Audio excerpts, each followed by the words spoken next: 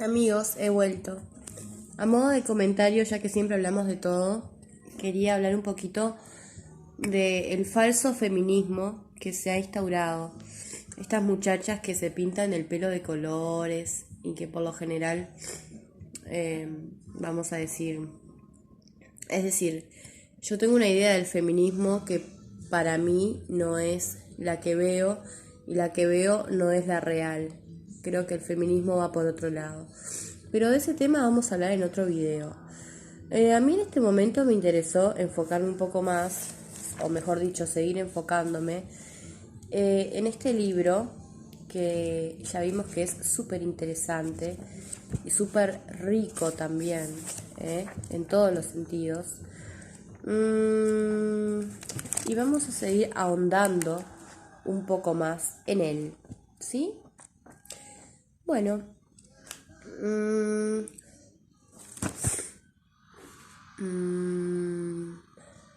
vamos a leer el capítulo 7 denominado Flor. Flor. Dice: un encadenamiento de felices circunstancias había hecho posible que el gran público conociera El Hobbit.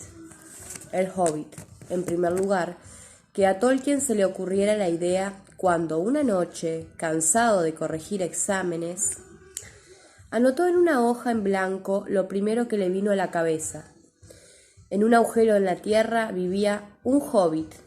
Después que se decidiera a escribirlo, Tolkien había...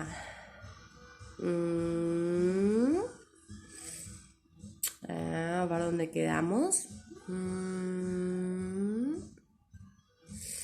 Tolkien había hablado del relato y se lo había leído a sus hijos por las tardes después del té, en su hogar de Northmoor Road, poco después de su regreso a Oxford. Luego Tolkien interrumpió la narración y abandonó el manuscrito en el momento en que Bilbo entró en la cueva del dragón. Bien, sus hijos eran, entre paréntesis, espero que estos videos lo sepan leer personas que ya han leído libros, porque si no, de lo contrario, vamos a decir que tienen un cierto ejercicio intelectual ya hecho, o que tienen el hábito de leer o de escribir, porque de lo contrario hay cosas que no se van a entender, ¿está? Bien. En un agujero en la tierra, entonces decíamos acá, Tolkien había hablado del relato y se lo había leído a sus hijos por las tardes después del té, en su hogar de Northmoor Road. Esto ya lo leímos. Dice, luego Tolkien interrumpió la narración, bueno, también lo leímos. Sus hijos eran ya mayores, había superado la edad en que les gusta escuchar cuentos y Tolkien no tenía ya un incentivo para seguir escribiendo. El motivo para continuar la narración se lo proporcionó una alumna y amiga de la familia, Elaine Griffiths. Esta mencionó a un representante de Allen y Unwin la existencia del manuscrito, es decir, que esta alumna le dio un motivo, un incentivo a Tolkien como para poder seguir escribiendo, ¿tá? La editorial se interesó por el cuento y Tolkien lo revisó y completó en la forma en que fue finalmente publicado.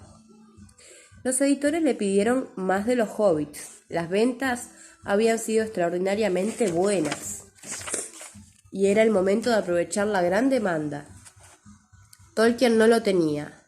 Tuvo un encuentro con el editor Stanley Unwin, le ofreció en cambio otros cuentos, el señor Bliss,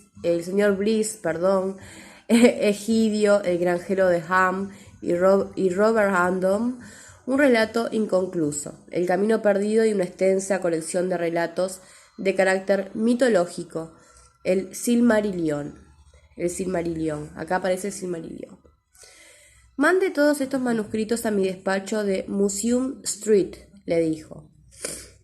A su regreso, es decir, del museo de la calle, street en inglés es calle, y museum es museo, se escribe museum. Es parecido a como se escribe en español, museo, solo que tiene la terminación en UM. Y street es calle. A su regreso, Tolkien hizo un paquete con todo y lo envió a la dirección que le había indicado Ambin Tolkien.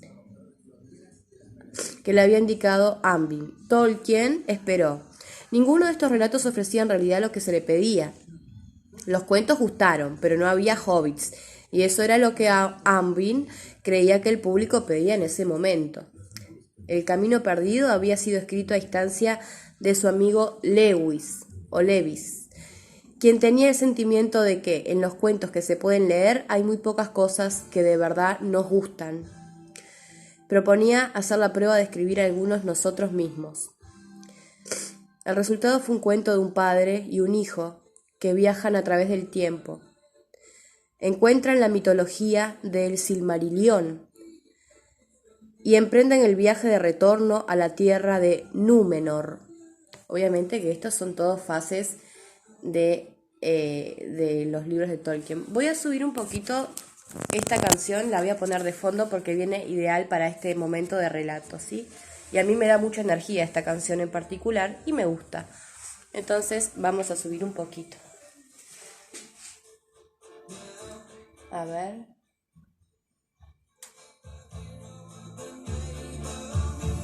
Ay. Bueno. Vamos a seguir entonces trabajando.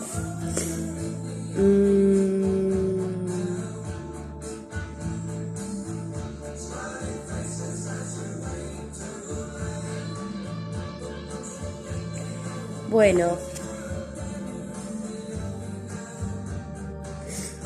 dice entonces,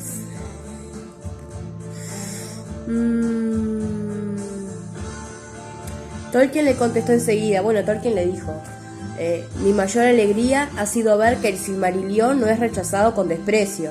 Pobre Tolkien, se ve que le habían rechazado ya trabajos con desprecio. Pobre, qué frustración, ¿no? Debe suponer una gran frustración para un escritor que rechace